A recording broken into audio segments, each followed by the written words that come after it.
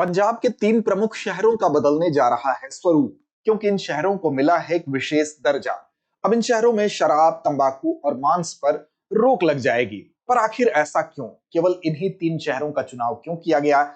इन 3 शहरों को कौन सा ऐसा दर्जा दिया गया और कौन-कौन से ये 3 प्रमुख शहर हैं?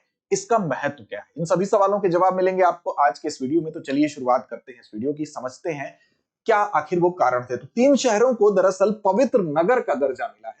और ये पवित्र नगर का कॉन्सेप्ट क्या है? इस पवित्र नगर का दर्जा पाने वाले ये 3 प्रमुख शहर कौन से हैं? तो पंजाब के ये 3 प्रमुख शहर हैं क्रमशः अमृतसर, आनंदपुर साहिब और तलवंडी साबो। अब देखिए, इन 3 शहरों को पवित्र शहर का दर्जा दिए जाने के पीछे जो उद्देश्य है वो ये है कि यहाँ पर धार्मिक पर्यटन को बढ़ावा दिया जाए। पर्यटन के लिहाज से जो अतिरिक्त सुविधाएं हैं उसको बढ़ा दिया जाए और साथ साथ इसकी जो धार्मिक और सांस्कृतिक पहचान है उसको और मजबूत किया जाए। अब इस पवित्र शहर का दर्जा दिए जाने के पीछे अगर तथ्यों को देखेंगे तो एक अधिसूचना जारी की गई। अधिसूचना जारी करने के बाद पंजाब सरकार ने इनको इस शहर का दर्जा दिया गया। दरअसल देखिए, 5 सिख तख्त है। तख्त एक फारसी शब्द है जिसका की मतलब होता है शाही सिंहासन। अब इनमें सबसे प्रमुख जो है वो है अकाल तख्त। अकाल तख्त कहाँ स्थित है? तो अमृतसर में, जो कि पहला शहर पवित्र शहर के लिस्ट में शामिल है। दूसरा है तख्त केशगढ़ साहिब। केशगढ़ साहिब आनंदपुर साहिब, दूसरा शहर आनंदपुर साहिब को घोषित किया गया। और तीसरा है तख्त दमदमा साहिब यानी कि तलवंडी साबो। अब इन तीनों शहरों को पवित्र शहर की कैटेगरी में लाया गया है। इसके अलावा 2 तख्त अन्य हैं जो अन्य जगहों पर है। तख्त पटना साहिब जो कि बिहार में है और तख्त हुजूर साहिब जो कि नांदेड़ महाराष्ट्र में है। लेकिन प्रारंभ के 3 यानी कि अकाल तख्त अमृतसर, तख्त केशगढ़ साहिब आनंदपुर साहिब और साथ साथ तख्त दमदमा साहिब तलवंडी साबो, इन 3 शहरों को पवित्र शहर का दर्जा दिया गया। अब इस दर्जा के मिलने के बाद क्या होगा? तो नगर सीमा के भीतर शराब, तंबाकू, सिगरेट, मांस इत्यादि पर प्रतिबंध लग जाएगा। यानी कि इसकी पवित्रता, इसकी शुचिता को बरकरार रखने के लिए पंजाब सरकार ने एक अधिसूचना के माध्यम से ऐसा घोषित किया है। अब समझेंगे कि इन तीनों शहरों का महत्व क्या है, क्यों आखिर उनको इस श्रेणी में रखा गया है। लेकिन उससे पहले आपको बता दें एक छोटी सी सूचना। दरअसल दृष्टि आईएएस की तरफ से हम आपके लिए लेकर आए हैं एक ऐसा शानदार कोर्स जो कि कम कीमत में ढेर सारी खूबियों के साथ है।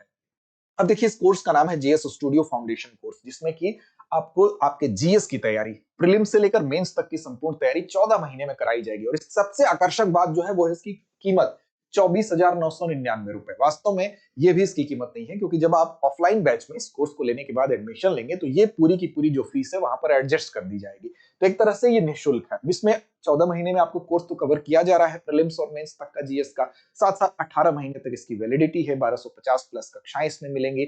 इसके अलावा आप किसी भी अपनी क्वेरी को करना चाहते हैं तो कमेंट करके पूछ सकते हैं। स्टूडियो से लाइव होगी, इसकी गुणवत्ता बहुत अच्छी होगी और साथ साथ प्रिंटेड मटेरियल्स आपको दिए जाएंगे। 18 प्रीलिम्स मेंस के टेस्ट भी आपको देने को मिलेंगे। और सबसे इंपॉर्टेंट चीज क्या है कि इसमें जो सामान्य अध्ययन यानी कि सामान्य अध्ययन को मजबूत करने के लिए करंट अफेयर्स करो, तो करंट अफेयर्स की 2 साल की क्लासेस का एक्सेस आपको दिया जाएगा और साथ साथ प्रिंटेड मटेरियल भी दिया जाएगा। सबसे बड़ी बात यह है कि इसका जो बैच है वो हिंदी में भी है, इंग्लिश में भी है और इंग्लिश में भी है। यानी हिंदी इंग्लिश मिला के आपको समझने के स्तर पर इस कोर्स को डिजाइन किया गया है। लेकिन इसका मैटर जो इंग्लिश का होगा वो इंग्लिश में प्रोवाइड किया जाएगा। बैच की सूचना देख लेते हैं। तो बैच की बात करें, हिंदी माध्यम का बैच 5 जनवरी दोपहर 2 बजे से, इंग्लिश मीडियम का 6 जनवरी 3 बजे से और इंग्लिश मीडियम का बैच जो है वो 7 जनवरी 6 बजे से प्रारंभ हो रहा है। इसका लिंक आपको डिस्क्रिप्शन में मिलेगा। दृष्टि लर्निंग ऐप डाउनलोड करके आप वहां से भी इस कोर्स को परचेज कर सकते हैं। इसके बारे में विस्तार से आप जान भी सकते हैं।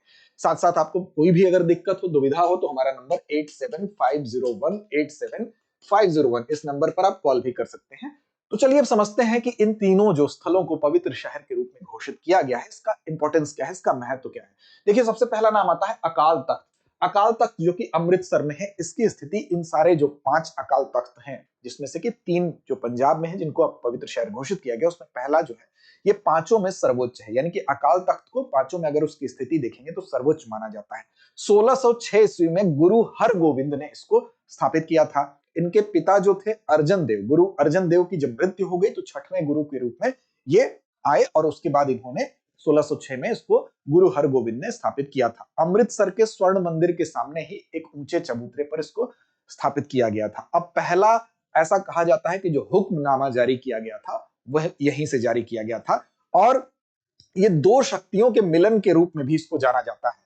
यानी कि यहाँ पर 2 तलवारें हैं, एक तलवार बड़ी है और एक तलवार छोटी है। जो छोटी तलवार है उसका नाम है मीरी। मिरी जो कि लौकिक शक्ति और राजनीतिक शक्ति का प्रतीक है, और पीरी यानी कि आध्यात्मिक वो शक्ति या आध्यात्मिक सत्ता का प्रतीक है। यानी कि यहाँ पर जो तलवार बड़ी है यानी कि लौकिक शक्ति पर आध्यात्मिक शक्ति की प्रधानता को ये दर्शाती है।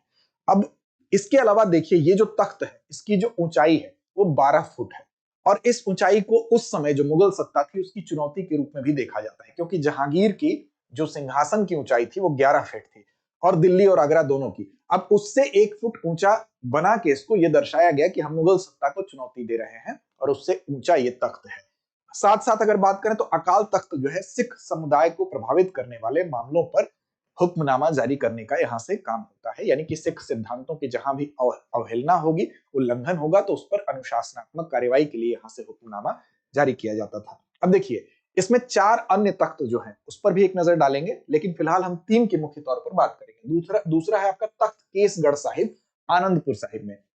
अब तख्त केसगढ़ साहिब की अगर बात करें आनंदपुर साहिब में, तो 1699 ईस्वी में यानी कि 1699 में सिख यहाँ पर क्या हुआ था, तो यहाँ पर खालसा की स्थापना की गई थी और सिख योद्धाओं का दीक्षित समूह था, और यहीं से खालसा पंथ की स्थापना हुई, जो कि उसका सिख योद्धाओं के जो है वो एक दीक्षित समूह के रूप में जाना जाता है, उसकी अपनी महत्ता है।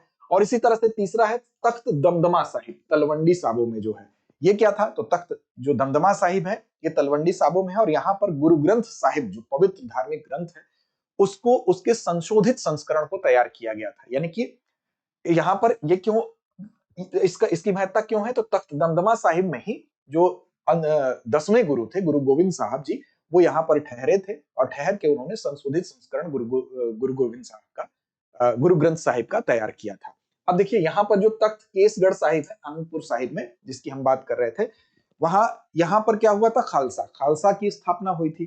अब खालसा में बेसिकली जो 5 क का सिद्धांत आपने पढ़ा होगा, यानी कि 5 चीजें रखनी जो अनिवार्य थी, जिसमें कि केश भी था, इसके अलावा कृपण था जिसमें जो कंघा था, इसके अलावा आप देखते हैं कछेरा था, और साथ साथ करा था। तो ये 5 क का जो कॉन्सेप्ट था वो इसी के अंतर्गत आता था। तो ये इन तीनों अलग अलग स्थलों की महत्ता है, पवित्रता है, शुचिता है, जिसको बरकरार रखने के लिए ये कदम उठाया गया है। इसके अलावा 2 अन्य भी स्थान थे, जिसमें कि पटना साहिब जो कि पंजाब से बाहर है, जो कि कहां पर स्थित है, तो बिहार में स्थित है। ये माना जाता है गुरु गोविंद सिंह के जन्म स्थान के रूप में, और हुजूर साहिब उनके अंतिम समय के रूप में याद किया जाता है, जहां पर उन्होंने नांदेड़ महाराष्ट्र में अपना अंतिम समय बिताया था। तो ये वो प्रमुख स्थल हैं। चलिए अभ्यास प्रश्न की तरफ चलते हैं, और आज का अभ्यास प्रश्न आपके लिए है कि तख्त दमदमा साहिब कहां पर स्थित है। विकल्प आपके सामने है अमृतसर, आनंदपुर साहिब, तलवंडी साबो या पटना साहिब। तो इस प्रश्न का जवाब कमेंट बॉक्स में दीजिए। लड़ते रहिए अपने लक्ष्य की ओर बढ़ते रहिए। Introducing Drishti IAS Everyday Wear, the casual jacket and the polo neck t-shirt, perfect for everyday and casual wear. Shop now on the Drishti Learning app and Flipkart. Buy link in the description. अब exam की तैयारी को और बेहतर करने के लिए हमारे चैनल को लाइक, शेयर और सब्सक्राइब करना ना भूलें।